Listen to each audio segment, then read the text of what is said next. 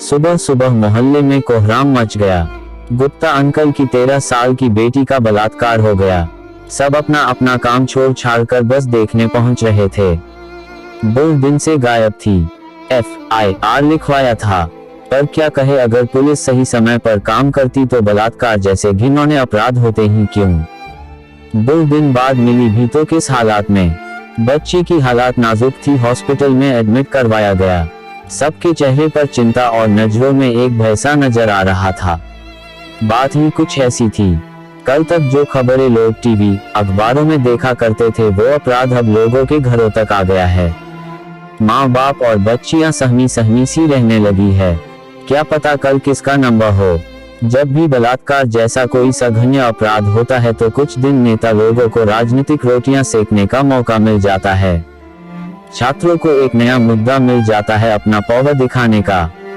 फिर देखते ही देखते चिंगारी आग बन जाती है, तो ऐसे में स्त्रियों के सम्मान में देशवासियों को फर्ज याद आने लगता है और फिर निकल जाते हैं मोमबत्ती लेकर सड़कों पर इंसाफ मांगने।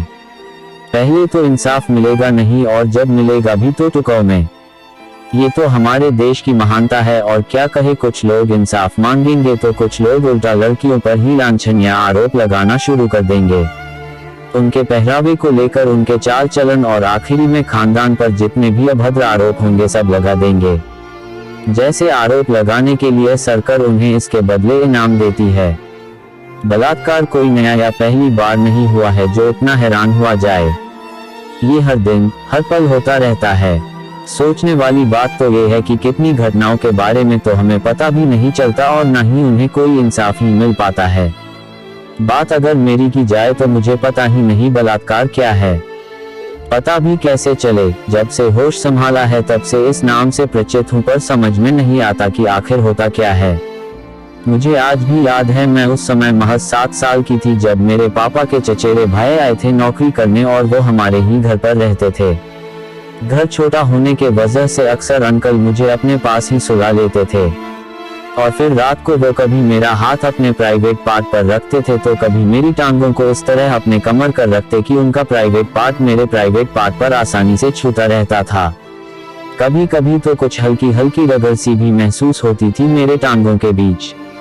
रात भर नींद नहीं आती थी, फिर भी अनजान बनकर आंखें बंद किए पड़ी रहती थी चुपचाप।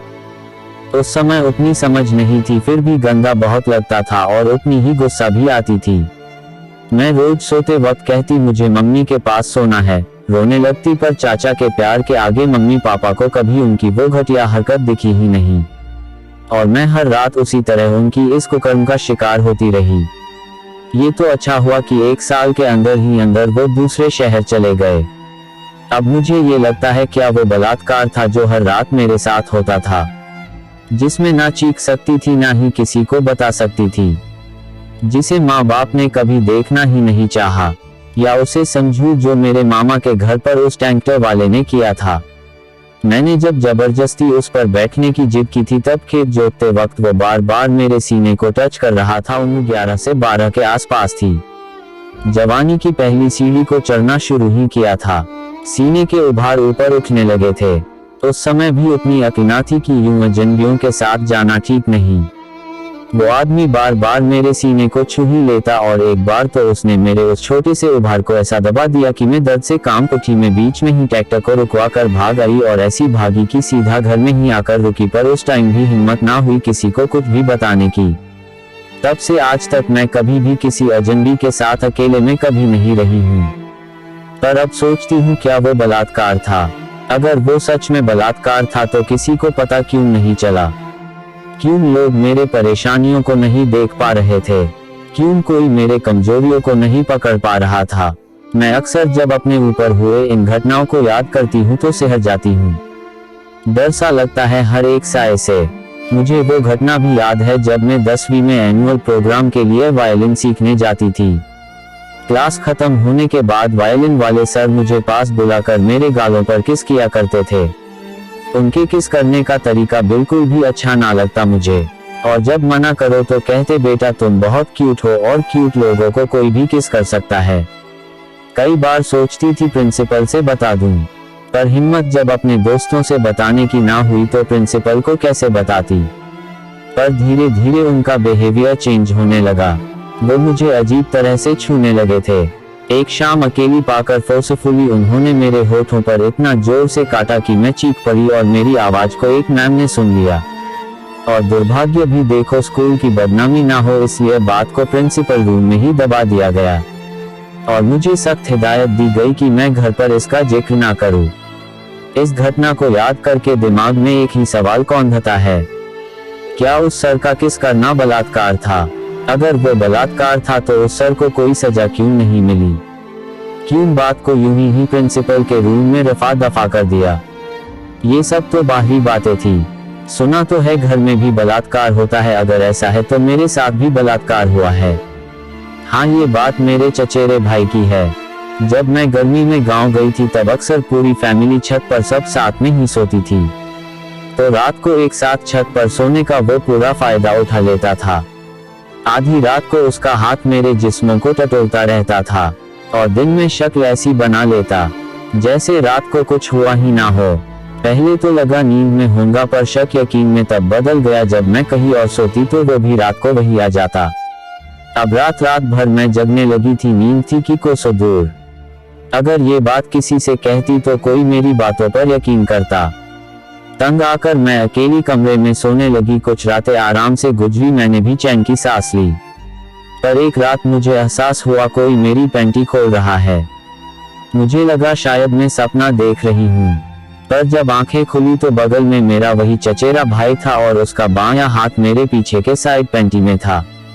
जाने कहां से मुझ में इतनी हिम्मत आ गई थी। मैंने उसे जोर से धक्का मारा, वो जाकर जमीन पर गिरा और उठकर भाग गया। उस रात मैं अकेली कमरे में पड़ी रोती रही। किसी को मेरा दर्द सुनाई नहीं दे रहा था। शाम होते ही डर लगने लगता था। रात के अंधेरे और भी भयानक नजर आने लगे थे। हर खिड़की दरवाजा बंद कर उस चहारदीवारी के भीतर मैं घुट घुट कर जीने लगी थी। हर रात मैं किसी कोने में दुबक कर सुबह होने का इंतजार करती थी। जो गांव कभी जन्नत लगता था वो अब महज डर का जीता जगता अड्डा बन गया था। यकीन नहीं होता था कि जिन हाथों में राखी बांधी वही हाथ अब आबरू लूटने लगे हैं। एक पवित्र रिश्ता हैवानियत में तब्दील हो गया है। बातें अगर परिवार के सामने रखती भी तो कैसे भाई तो है वो मेरा। अगर एक रिश्ता तोड़ने की कोशिश करती तो दरारें कई रिश्तों में आ जाती। यही सोचकर उस राज को उसी चहारदीवारी में दफन कर मैं वापस आ गई थी। क्या वो भी बलात्कार ही था या कुछ और, पता नहीं। बाहरी बलात्कार की चीखें तो हर कोई सुन लेता है, पर घर में होने वाले चहारदीवारियों के भीतर की चीखें कौन सुनेगा? क्या है कोई मुझे इंसाफ दिलाने वाला या मेरे उस अनदेखे, अनकहे, अनसुने दर्द को बांटने वाला? खैर, वो घटना भी आई गई हो गई, किसी ने कभी पूछा भी नहीं। जब भी कोई बलात्कार वाली न्यूज टीवी में आ रही होती है तब पापा जल्दी से चैनल चेंज कर देते हैं, कहीं बच्चे सवाल ना कर बैठे। अगर उन्होंने चैनल हटाने के बदले थोड़ा सा भी उसके बारे में बातें की होती तो इतने बलात्कार मुझ पर शायद ना होते। आज मैं खुद के लिए खुद में ही नहीं घुट रही होती।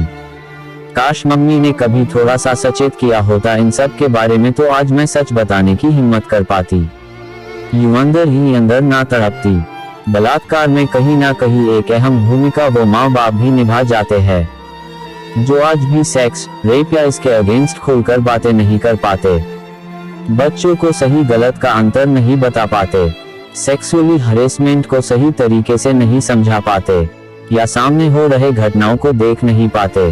और कुछ ऐसे होते हैं जो सब कुछ समझकर भी बदनामी की वजह से कुछ बोल नहीं पाते। लानत है ऐसे पेरेंट्स पर जो अपने बच्चों को बलात्कार जैसे हैवानियत से लड़ने की ताकत नहीं दे सकते। खुद तो कुछ करेंगे नहीं और ऊपर से लड़कियों पर पाबंदी लगाते हैं, जिसका शिकार मैं खुद हुई हूँ। काश कोई समझा पाता कि जो गुप्ता अंकल के बेटी के साथ हुआ वो बलात्कार है या जो मेरे साथ हुआ वो, या फिर दोनों। तो दोस्तों, इस कहानी के बारे में आप क्या कहेंगे?